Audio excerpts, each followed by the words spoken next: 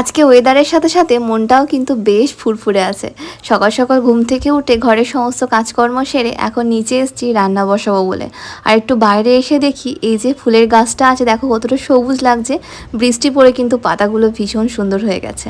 এবার চলো সবজিপাতি কাটি, দেখি রান্না বসাতে হবে। আলুগুলো ছাড়িয়ে নিয়েছি, প্রেশার কুকারে অল্প একটু জিরে আর রসুন ফোড়ন দিয়ে আলুগুলো দিয়ে দিচ্ছি। আজকে ভাবছি একটু আলু দিয়ে মসুর ডাল করব, আর সাথে মাছ আছে সেটা ভাজবো। তাই দেখো এর মধ্যে গোটা কয়েকটা লঙ্কা দিয়েছি, পরিমাণ মতো নুন হলুদ দিয়েছি। তেমন কোনো মশলা এর মধ্যে অ্যাড করব না, একদম সিম্পলভাবেই করব। আলুটা হালকা ভাজা ভাজা হয়ে এলে এই যে মসুর ডালটা এর মধ্যে দিয়ে দিলাম। এবার খানিকক্ষণ নাড়াচাড়া করে এর মধ্যে দেব টমেটো। এখানে দেখো ছোট সাইজের দুটো টমেটো কেটে নিয়েছি, সেটাই দিয়ে দিলাম। পরিমাণ মতো জল দিয়ে সিটি দিয়ে নিলেই কিন্তু হয়ে যাবে আমাদের মসুর ডাল। আর এখানে দেখো 2 পিস মাছ বের করেছি। একটা ইলিশ মাছ ছিল সেটা আমার জন্য, আর একটা মাম্মামের জন্য বড় কাতলা মাছের পিস। তো এই দুটোকে একসাথেই খুব ভালো করে ভেজে নিচ্ছি। আজকে মাছের ঝাল বা অন্য কিছু করব না।